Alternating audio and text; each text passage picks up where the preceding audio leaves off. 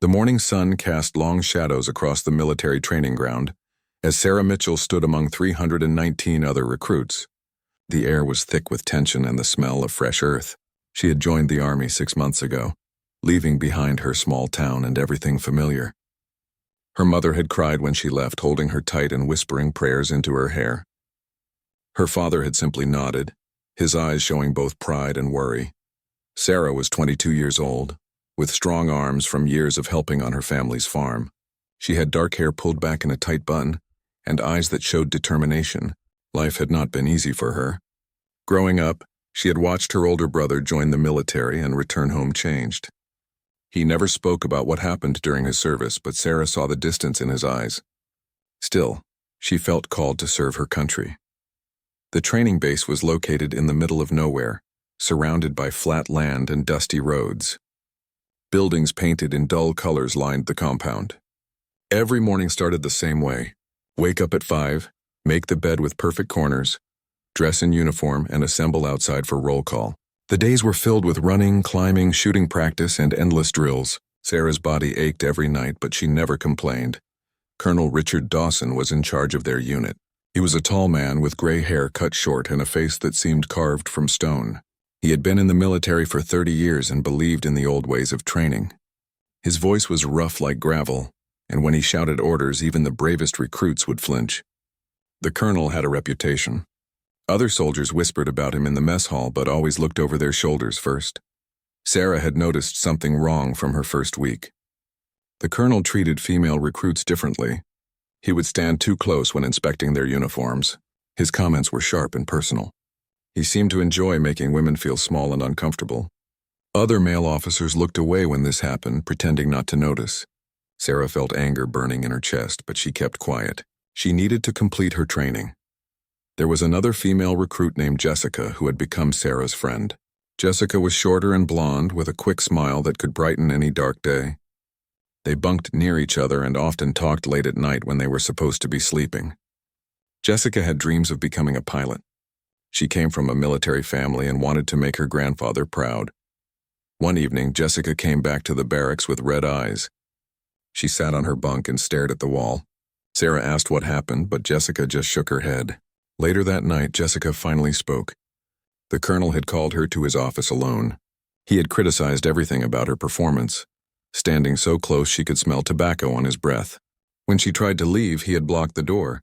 Jessica managed to get past him, but she was shaken badly. Sarah felt her blood boil hearing this. She wanted to report him immediately, but Jessica grabbed her arm. She explained that others had tried to complain before. Those recruits were mysteriously transferred to terrible assignments or discharged for made-up reasons. The system protected men like the colonel. Jessica begged Sarah not to make waves. They just needed to survive training and move on. But Sarah could not forget what she heard. She started paying more attention during drills. She watched how the colonel interacted with female recruits. She saw the pattern clearly now. He would find excuses to touch shoulders or hands during weapon inspections. His comments about their bodies were disguised as critiques of their physical fitness. He enjoyed the power he held over them. The other male recruits were divided. Some seemed uncomfortable with the colonel's behavior but said nothing. Others laughed at his crude jokes and copied his attitude. There was one recruit named Marcus who sometimes looked at Sarah with sympathy in his eyes. He was built like a tank with dark skin and a quiet manner. Marcus had 2 sisters back home, and Sarah thought maybe he understood better than the others. Training continued through the hot summer months. Sarah pushed herself harder than ever. She ran faster, shot straighter, and completed obstacle courses in record time. She wanted to prove that women belonged here just as much as men. She wanted to show that respect should be earned through skill and dedication, not demanded through fear and intimidation. The colonel seemed to notice Sarah's performance. He started singling her out during formations. He would ask her questions designed to embarrass her in front of everyone. He made her repeat exercises until her muscles screamed. Sarah never gave him the satisfaction of seeing her break. She met his eyes and answered his questions clearly.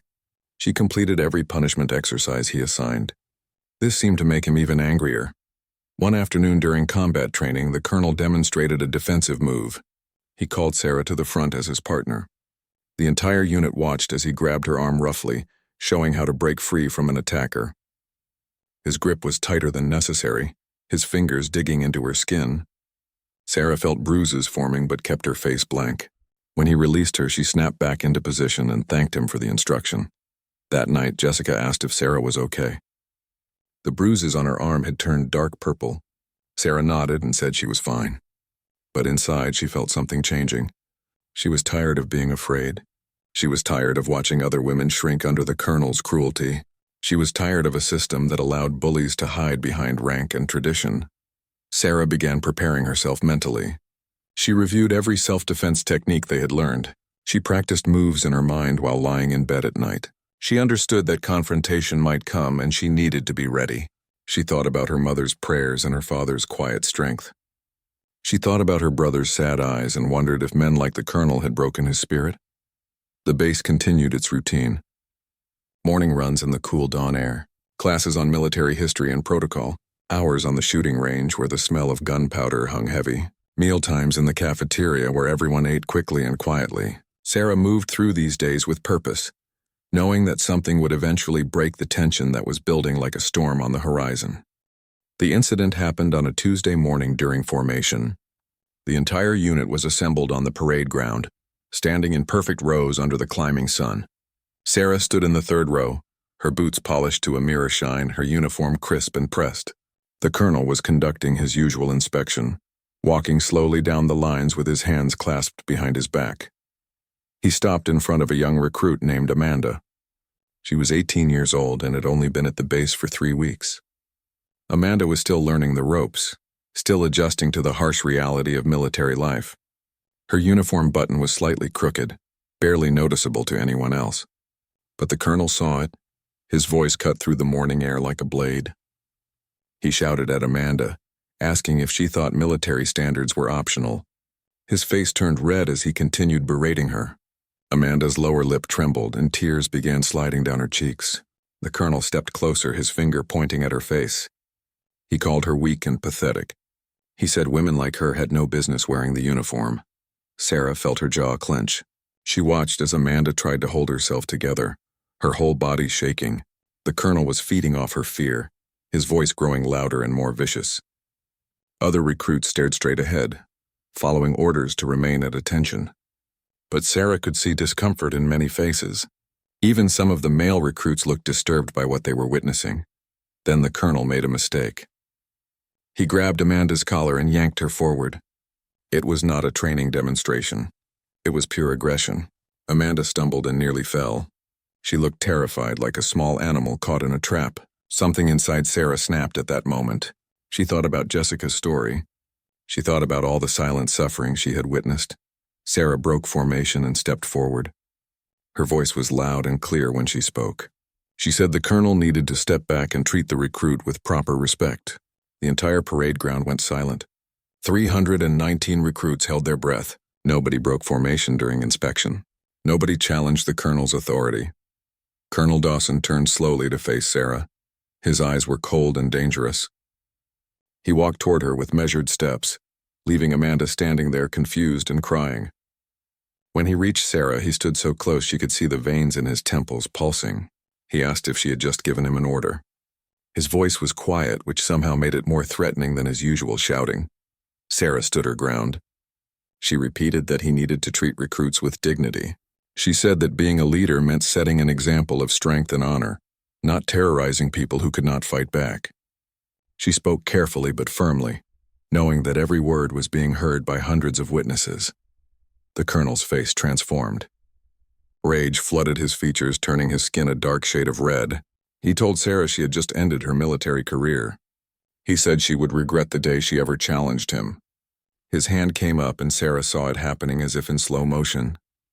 He was going to strike her. Right there in front of the entire unit, the colonel was going to hit her. Time seemed to stretch out in that moment. Sarah thought about her training. She thought about all those hours practicing defensive moves. She thought about every woman who had suffered in silence because they believed they had no choice. Her body moved on instinct, muscle memory taking over. As the colonel's hand came toward her face, Sarah reacted. She stepped to the side just slightly, causing his swing to miss. Then she grabbed his extended arm with both hands. She used his own momentum against him. twisting and pulling in the exact way they had been taught in combat training. The colonel's body followed the direction of force.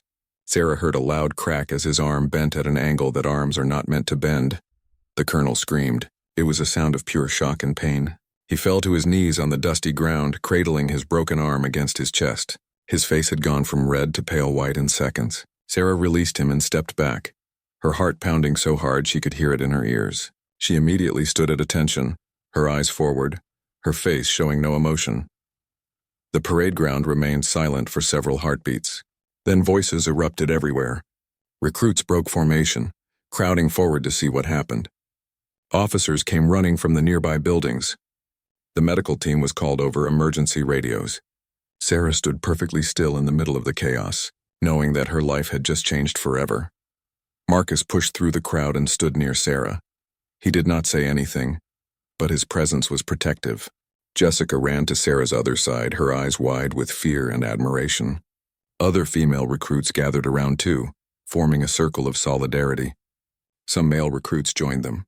Not everyone, but enough to show that Sarah was not completely alone. The medical team arrived and began treating the colonel. He was still on his knees, his face twisted in pain. One of the medics confirmed that his arm was definitely broken. They prepared a stretcher to take him to the base hospital. As they lifted him, the colonel looked at Sarah with pure hatred in his eyes. He promised that she would pay for this. He said she had just assaulted a superior officer. Major Thompson arrived on the scene. He was second in command of the base, a man in his 50s with gray hair and a weathered face. He surveyed the situation quickly, his eyes moving from the colonel being carried away to Sarah standing at attention to the crowd of recruits. He ordered everyone back into formation immediately. His voice carried authority but not cruelty. The recruits scrambled back to their positions. Sarah remained where she was, still standing at attention. Major Thompson approached her slowly. He asked her name and rank. Sarah answered clearly, her voice steady despite the adrenaline coursing through her veins. The major asked what happened. Sarah explained in simple, direct terms. She said the colonel was physically aggressive toward a recruit. She intervened, and when he attempted to strike her, she defended herself using approved military self-defense techniques. Major Thompson's expression was unreadable. He told Sarah she was confined to barracks until further notice. He assigned 2 officers to escort her back to her quarters. As Sarah turned to leave, she caught Amanda's eyes. The young recruit mouthed thank you, fresh tears streaming down her face. Sarah gave a tiny nod before walking away with her escorts. The walk back to the barracks felt endless. Sarah's mind raced with thoughts about what would happen next. She had broken a superior officer's arm in front of 300 witnesses. Even though it was self-defense, even though he had tried to hit her first, she knew the military justice system did not always work fairly. Men like the colonel had friends in high places. They had decades of connections and favors owed. When they reached her barracks, the escorts told her to wait inside for orders. They positioned themselves outside the door. Sarah sat on her bunk, her hands shaking now that the immediate danger had passed. She looked at those hands and saw her mother's hands, strong from years of work. She thought about what her father would say when he heard this news. Jessica was allowed to come see her an hour later. She rushed in and hugged Sarah tightly. She said the whole base was talking about what happened. Stories were spreading fast, getting bigger with each retelling. Some people were calling Sarah a hero. Others were saying she was finished, that she would be court-martialed and discharged dishonorably. Jessica sat on the bunk next to Sarah and held her hand, both of them uncertain about what the future would bring. Sarah spent 3 days confined to her barracks. During that time, she was not allowed to participate in training or interact with most of the other recruits. Meals were brought to her by guards who would not make eye contact. The isolation gave her too much time to think. She replayed the incident over and over in her mind, analyzing every detail, wondering if she could have handled things differently. On the second day, Jessica managed to sneak in during a guard change. She brought news from outside.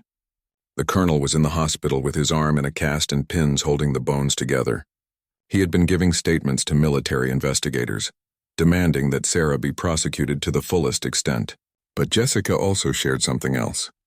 Female recruits were talking openly now about their experiences with the colonel. They were sharing stories with each other, realizing they were not alone. Amanda, the young recruit who had been grabbed during inspection, had given a detailed statement to Major Thompson. She described exactly what happened, confirming that the colonel had physically grabbed her first and that Sarah had only intervened to protect her. Marcus had also given a statement, along with several other male recruits who witnessed the entire event. They all said the same thing. The colonel had attempted to strike Sarah first and she had only defended herself. Jessica explained that the base was divided. Older officers who were friends with the colonel wanted Sarah punished severely. They saw her actions as a breakdown of discipline and respect for authority. But younger officers and many of the recruits felt differently. They had lived under the colonel's tyranny and were quietly grateful someone had finally stood up to him. The tension on the base was thick enough to cut with a knife. On the fourth day, Sarah was ordered to report to Major Thompson's office. 2 military police officers escorted her across the base. She wore her dress uniform, making sure every detail was perfect. Her hair was pulled back tightly, her shoes gleamed, her posture was straight. Whatever happened, she would face it with dignity. Major Thompson's office was plain and functional. Military certificates hung on the walls along with photos from various deployments. The major sat behind a metal desk covered with files and papers. He gestured for Sarah to sit in the chair across from him. The military police stayed in the room, standing by the door. The major studied Sarah for a long moment before speaking. He told her that he had spent the last 3 days investigating the incident thoroughly. He had interviewed over 50 witnesses. He had reviewed training records and previous complaints. He had looked at security camera footage from various angles, though the actual moment of contact was partially blocked by other recruits. Sarah listened silently, her hands folded in her lap. Major Thompson continued, explaining that this was one of the most complicated situations he had faced in his career. On one hand, Sarah had physically injured a superior officer. Military discipline required consequences for such actions. On the other hand, every witness confirmed that the colonel had initiated physical aggression and attempted to strike her first. The major opened a folder and pulled out several papers. He said that during his investigation, 15 female recruits had come forward with complaints about the colonel's behavior. These were formal complaints, documented and signed. The stories were disturbing. Inappropriate comments, unwanted touching, intimidation, and abuse of power. Some dated back months, others years. There had been informal complaints before, but those had mysteriously disappeared from official records. Sarah felt her throat tighten. She had known the colonel was a problem, but hearing the scope of his behavior laid out formally was overwhelming. Major Thompson looked tired as he spoke. He said the military had failed these women. The system that should have protected them had instead protected a predator. He said those words exactly. A predator. Then Major Thompson asked Sarah to tell him in her own words everything that happened that morning. Sarah took a deep breath and began speaking. She described her months at the base, the pattern of behavior she had observed, Jessica's experience, and finally that Tuesday morning. She explained her thought process in the moment. She described seeing Amanda's terror and feeling that she could not stand by anymore. She admitted she broke formation, which violated protocol, but said she would make the same choice again. When Sarah described the colonel attempting to strike her, she kept her voice level. She explained her defensive response, how her training took over, how she used the minimum force necessary to stop the attack. She took responsibility for breaking his arm, but emphasized she had not intended that outcome. She had simply reacted to protect herself from being hit by a superior officer in front of 300 witnesses. Major Thompson made notes as she spoke. When Sarah finished, he set down his pen and leaned back in his chair. He told her that what she did was both wrong and right at the same time. Wrong because she broke the chain of command. Right because she protected herself and exposed a serious problem. He said the military operates on rules and structure, but those rules should never protect abusers. The major explained what would happen next. Colonel Dawson was being removed from command permanently. He would face a formal investigation into his conduct over the years. Depending on the findings, he might face criminal charges or be forced into early retirement. His military legacy was effectively over. The colonel had blamed Sarah for this, promising revenge, but the truth was that he had destroyed himself through his own actions. As for Sarah, Major Thompson said her case was more complicated. Some officers wanted her court-martialed for assault. Others argued she acted in legitimate self-defense. After reviewing all the evidence and consulting with the base commander, they had reached a decision. Sarah would receive a formal reprimand for breaking formation and challenging a superior officer. This would go in her permanent record. However, she would not face charges for defending herself. The investigation concluded that her actions were justified given the circumstances. Sarah felt relief wash over her, but Major Thompson held up his hand. He was not finished. He explained that staying at this base would be difficult for her. Too many people had strong opinions about what happened. Some would see her as a hero, others as a troublemaker. The attention and controversy would make it nearly impossible for her to complete her training effectively. Therefore, the major continued, Sarah was being transferred to a different base. She would restart her training cycle with a new unit under different commanders. It would set her back several months, but it would give her a fresh start. The transfer would happen immediately. She had one day to pack her belongings and say goodbye to anyone she wanted to see. Sarah processed this information carefully. It was not the outcome she had imagined, but it was fair. She asked about the other female recruits, the ones who had filed complaints. Major Thompson assured her they would be protected. New protocols were being put in place. Additional oversight would be implemented. The base commander was taking this seriously and making changes. Sarah's actions had opened a door that could not be closed again. The major stood, indicating the meeting was over. He walked around the desk and extended his hand to Sarah. She stood and shook it, surprised by the gesture.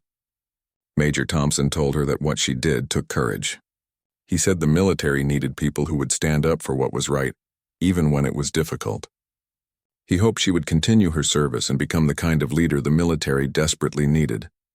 Sarah left the office feeling a strange mixture of emotions. Relief, sadness, anxiety, and determination all swirled together. She had survived the immediate crisis, but her future was still uncertain. The reprimand on her record could affect promotions and opportunities down the line. Starting over at a new base meant proving herself all over again. But she was still in the military. She still had a chance to serve and to make a difference. Back at the barracks, word had already spread about the major's decision. Jessica was waiting when Sarah arrived. She hugged her friend tightly, both of them crying a little. Jessica said she was happy Sarah would not be court-martialed, but sad she was leaving. They had become close during their time together, supporting each other through the hardest parts of training. Other female recruits came by throughout the evening to say goodbye. Some brought small gifts or wrote notes. Amanda came and could barely speak through her tears. She thanked Sarah over and over, saying she would never forget what Sarah had done. She promised to work hard and graduate in Sarah's honor. Marcus stopped by too, shaking Sarah's hand and wishing her luck. He said what she did mattered and that people would remember. That night, Sarah packed her few belongings into a military duffel bag. She looked around the barracks that had been her home for 6 months. She thought about everything that had happened here. The friendships formed, the lessons learned, the moment that changed everything. She had come here wanting to serve her country and prove herself. She had done both, though not in the way she expected. Sarah wrote a letter to her parents trying to explain what happened. She kept it simple, not wanting them to worry too much. She told them she was being transferred, but that everything was okay. She said she loved them and would make them proud. She sealed the letter and placed it with her outgoing mail. The new base was 300 miles away, located near the mountains instead of flat desert land. Sarah arrived on a gray morning when fog still clung to the ground. The air smelled different here, cleaner somehow, with pine trees visible beyond the fence line. A sergeant met her at the entrance gate and drove her to the administrative building to process her transfer paperwork. Sarah had been nervous during the entire journey.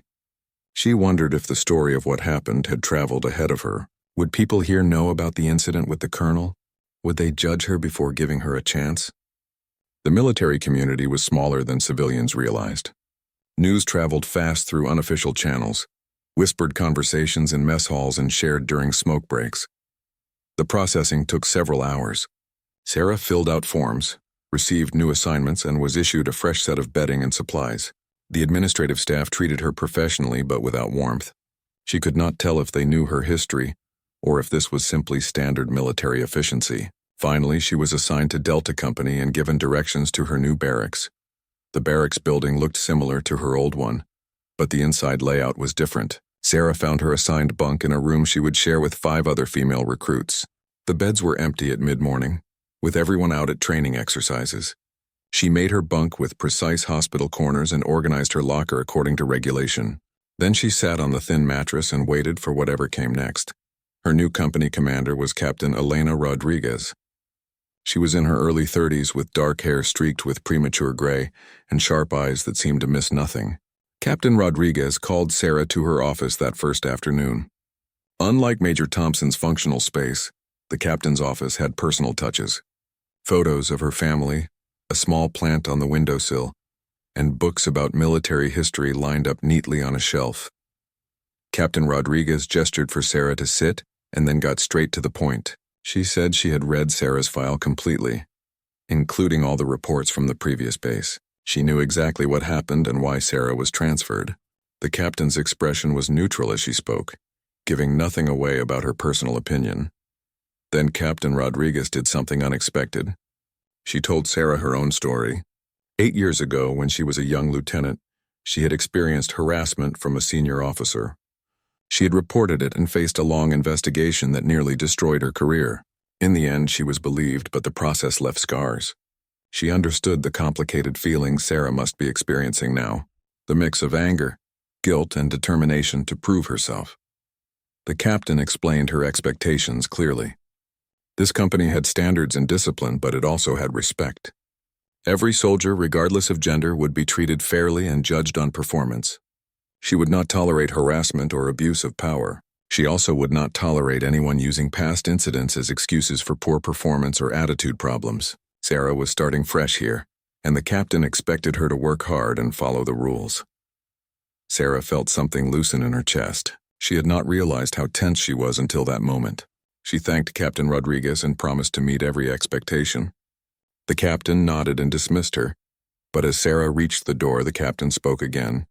She said that courage came in many forms, and sometimes standing up for what was right required more bravery than any combat situation. It was the closest thing to approval Sarah had heard from a superior officer since the incident. Training at the new base followed a similar pattern to before, but the atmosphere was different. The drill instructors were tough but fair. They pushed everyone to their limits without crossing into cruelty. Sarah threw herself into the work with renewed energy. She woke up earlier than required to run extra miles. She practiced weapons handling until her hands ached. She studied tactical manuals late into the night. Her bunkmates were curious about her at first. They asked where she transferred from and why she was joining their cycle partway through. Sarah gave vague answers, saying she needed a fresh start for personal reasons. Most accepted this without pushing further. One recruit named Lisa seemed suspicious and kept watching Sarah closely, but she did not say anything directly. 2 weeks into her time at the new base, Sarah was partnered with Lisa for a training exercise. They had to navigate an obstacle course together, depending on each other to complete certain challenges. Lisa was tall and athletic, with blonde hair and a competitive streak. As they worked through the course, she suddenly asked Sarah if she was the one who broke that colonel's arm. Sarah missed her footing on a rope climb, caught off guard by the direct question.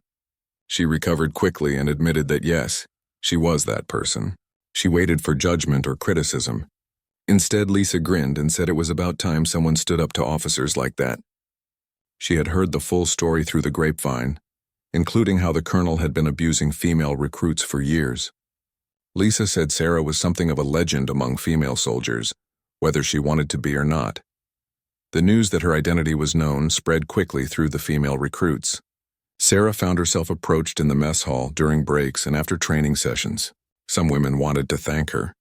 Others wanted to share their own stories of harassment and discrimination. A few asked for advice on how to handle difficult situations with male soldiers or officers. Sarah had not wanted this attention, but she accepted it with grace. Not everyone was supportive. Some male recruits made comments under their breath when Sarah walked by. She heard whispers calling her a troublemaker or accusing her of playing the victim. A few suggested she had ruined a good officer's career over nothing. Sarah ignored these comments as much as possible, but they stung. She understood that changing culture meant facing resistance. One male recruit named David was particularly hostile. He was friends with someone who had served under Colonel Dawson years before, and considered the colonel a great leader. David went out of his way to make Sarah's training difficult. He would accidentally bump into her during drills. He made loud comments about women who could not handle military discipline. He questioned her abilities in front of others. Sarah refused to engage with David's provocations. She focused on her performance and let her results speak for themselves. During shooting qualifications, she scored in the top 5%. On timed runs, she consistently finished in the top 10. Her tactical knowledge impressed the instructors.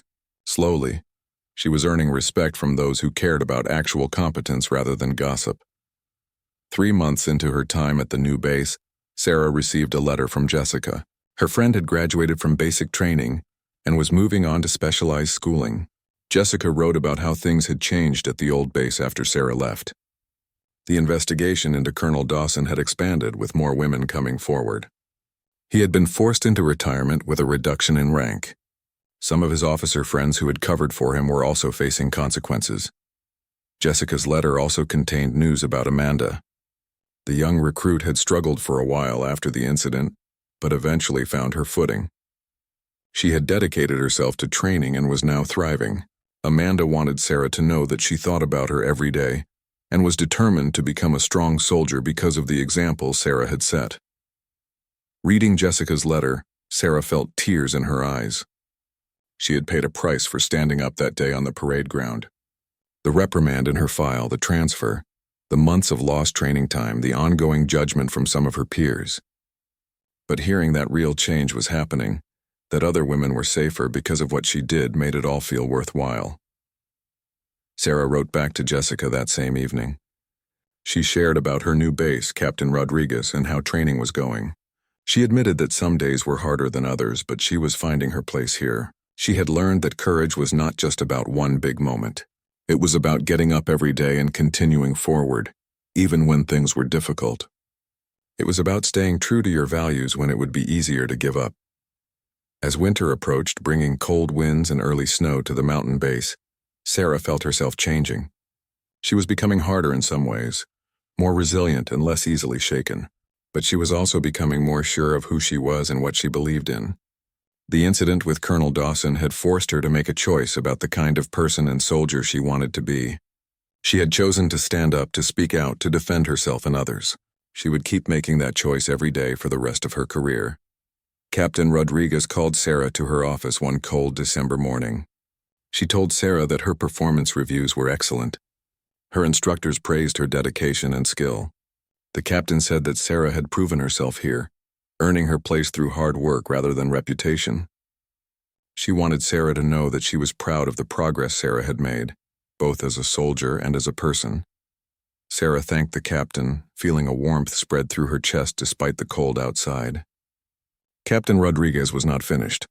She explained that leadership was always watching for soldiers who demonstrated certain qualities: integrity, courage, resilience, and the ability to do what was right even at personal cost. Spring arrived at the mountain base with sudden warmth that melted the snow and brought wildflowers blooming along the fence lines. Sarah had been training for nearly 10 months now, counting both her time at the old base and the new one. Her body had transformed through the constant physical demands. She was stronger, faster, and more confident in her abilities.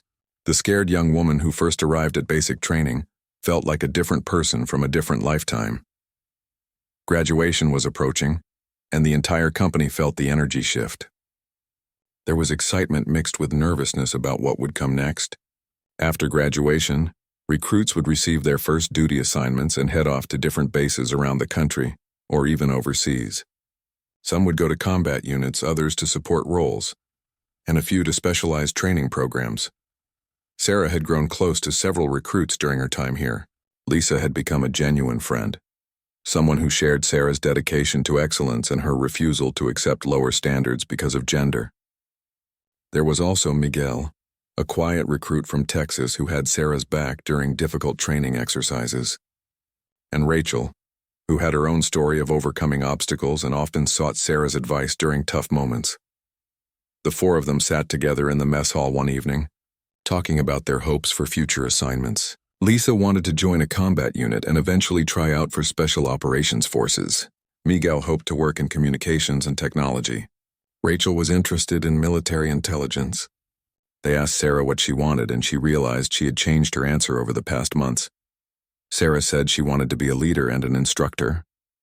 She wanted to help train the next generation of soldiers, particularly young women who needed someone to show them they belonged in uniform. She wanted to be the kind of officer who stood up for what was right and created an environment where everyone could thrive based on merit and character.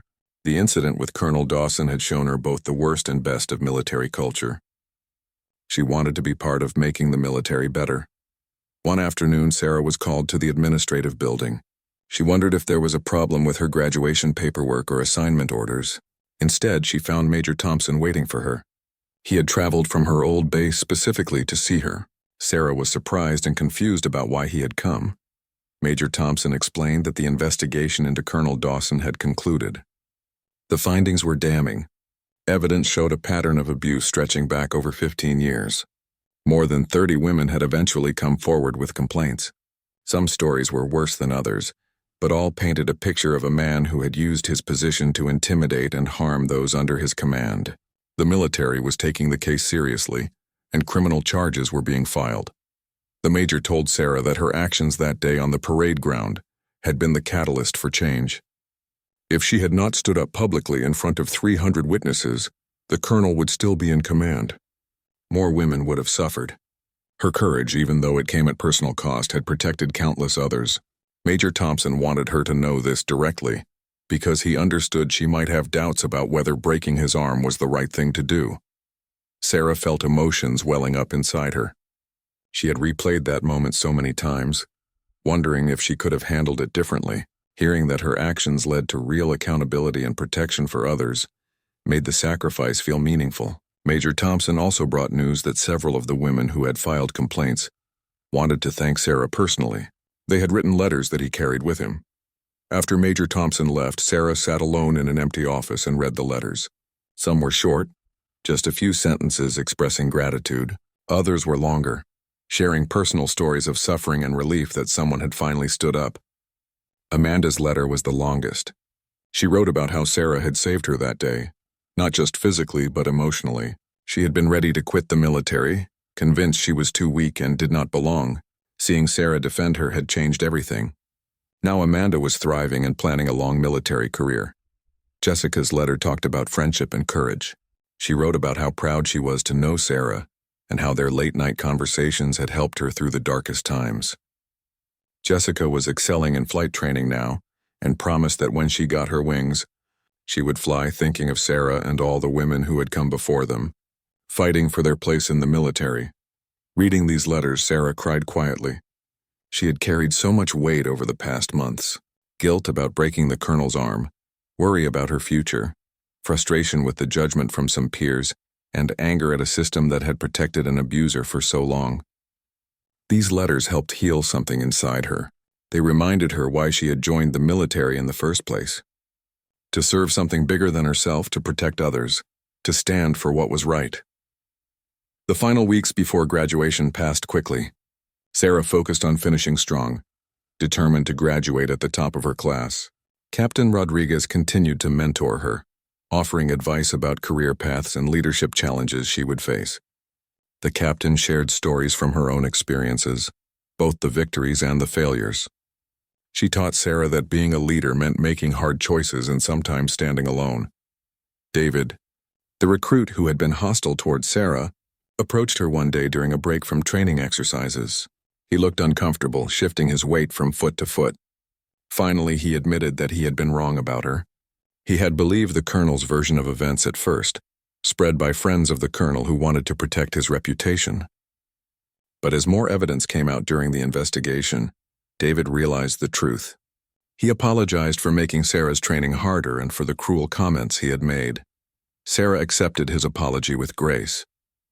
She understood that people were influenced by their relationships and loyalties.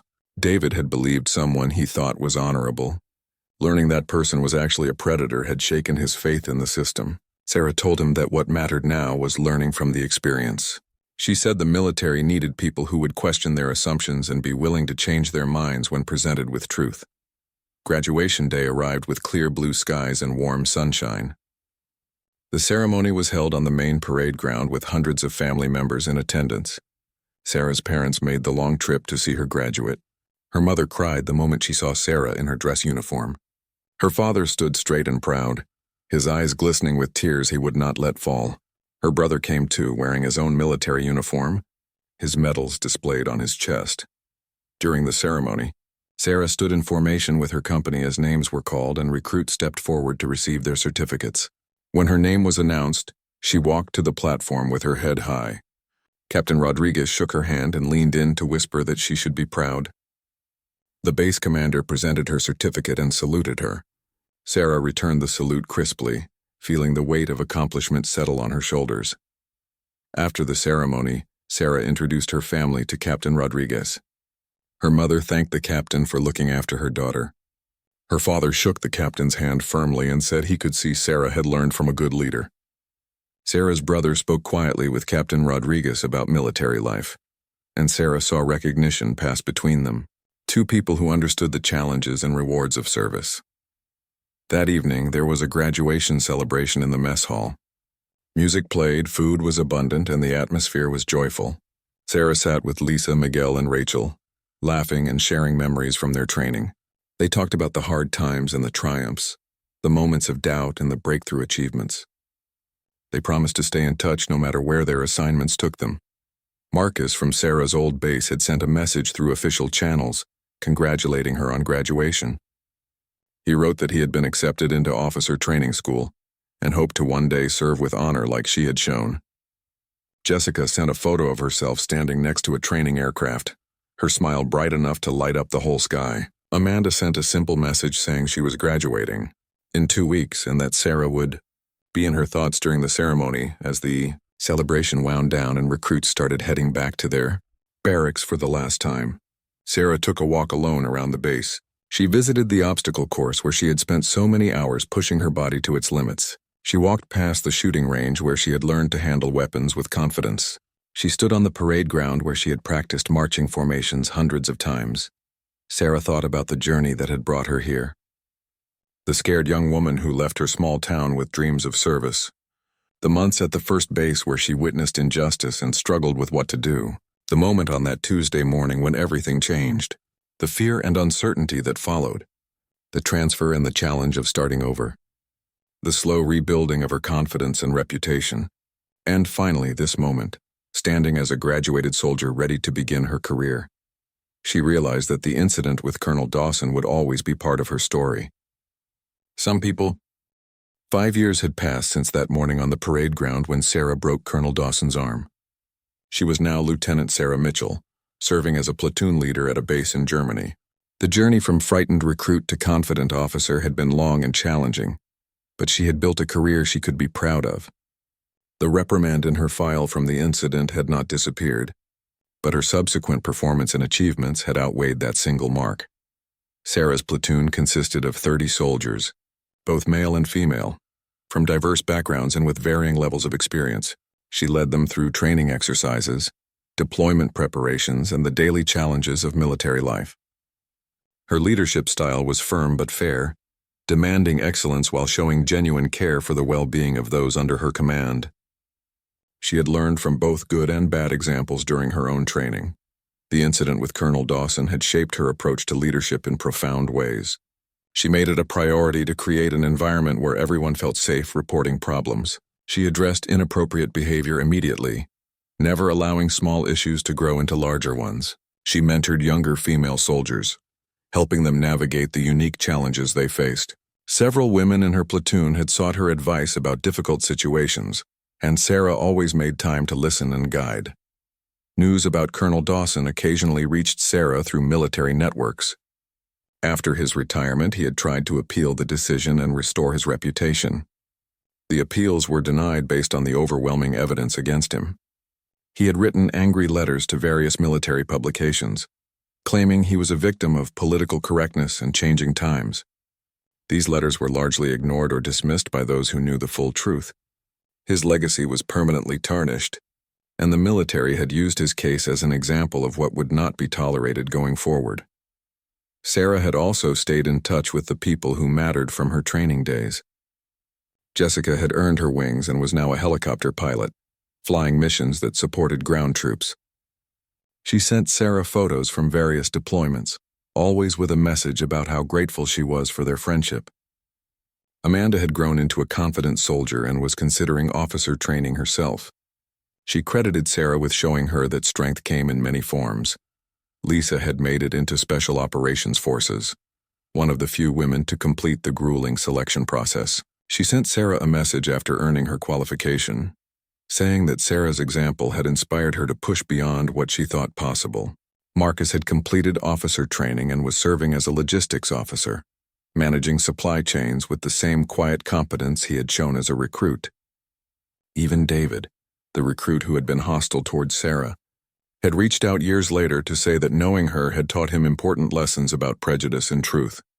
Captain Rodriguez, now Major Rodriguez, had become something of a mentor and friend.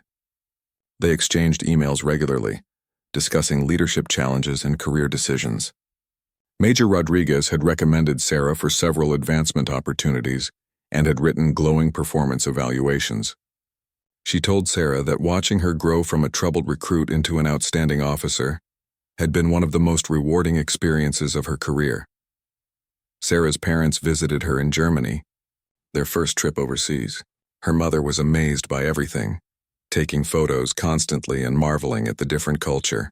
Her father walked around Sarah's base with quiet pride, observing how soldiers responded to his daughter's authority. They met some of Sarah's platoon members who spoke respectfully about Lieutenant Mitchell's leadership.